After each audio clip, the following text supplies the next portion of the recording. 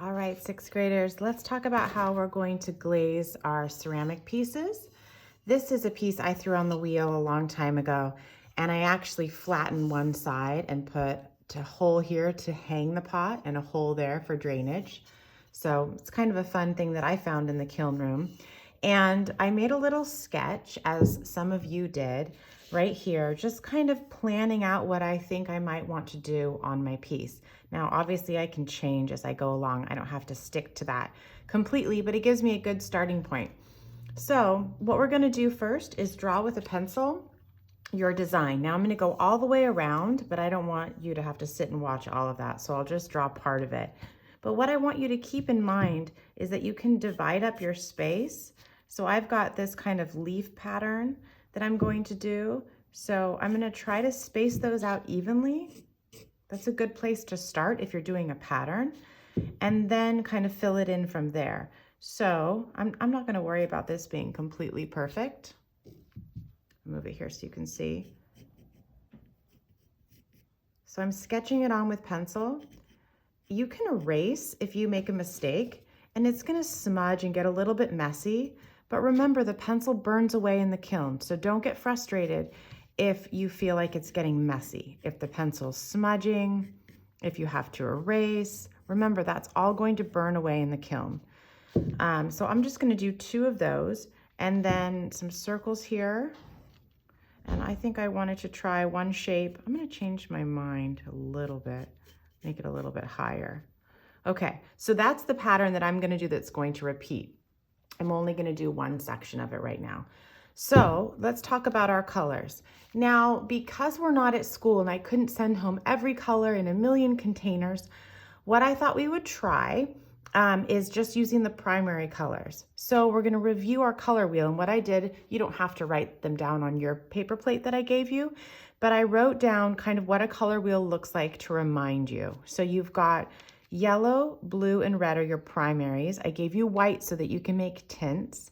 And from there, I showed you which one goes to remind you. So yellow and red make orange, blue and yellow make green, red and blue make purple.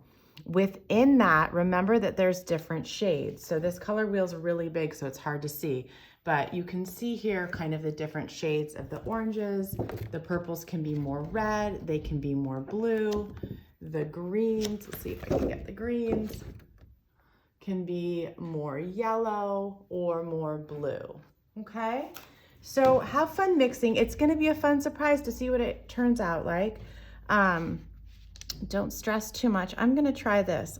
Now, this doesn't look like a lot of glaze, but it is. It's a lot more than I usually give you in the art room on your palette.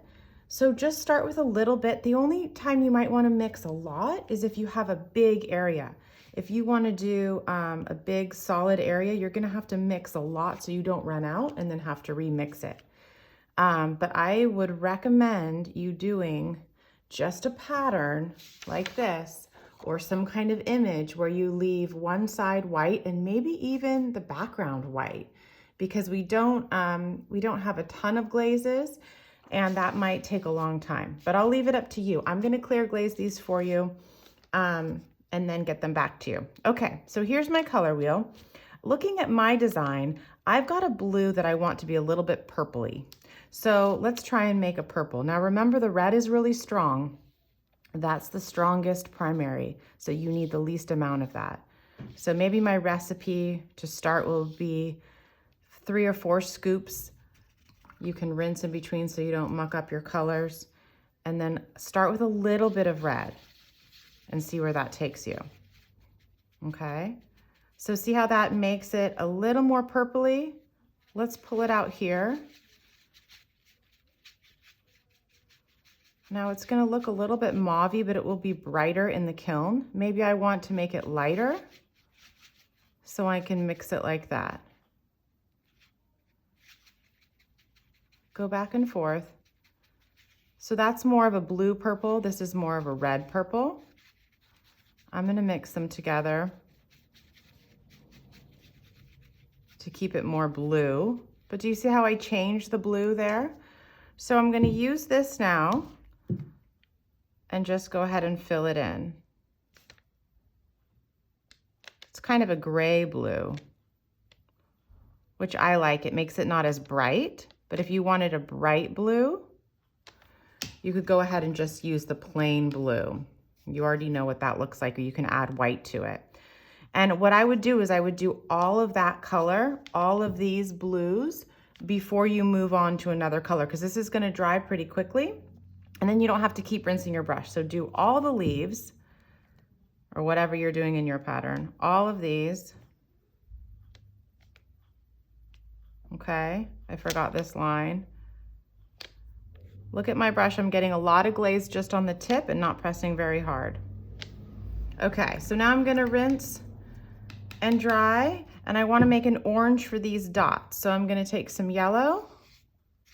Remember, the red is strong, so just a little bit at a time.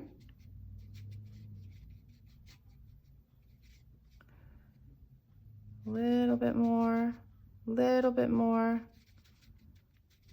Okay, do you think that's orange enough? A little bit more.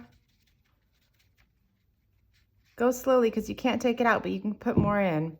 I like doing dots. They're super easy with glaze. Get a lot on the tip of your brush like that. Okay, let's try a green. My plan was to have kind of a turquoisey green. So remember that blue is the darker primary. So you're probably gonna need not as much blue and more yellow, but let's just test it out. I want a turquoise, so I'm gonna do more blue. So that's a nice green, but it feels pretty lime green. So I'm gonna try some more blue because I want more of a turquoise. Okay. That looks kind of fun. So we're gonna have colors we've never seen before, guys, but that's part of being creative and being flexible right now, is just to see what we can come up with. Because we don't have these colors in the art room, but these glazes are made for mixing. They're made to be like paint, so you can mix any color you want. Remember, it's gonna change a little bit in the kiln, but that's a fun surprise. All right, I can't wait to see what you do.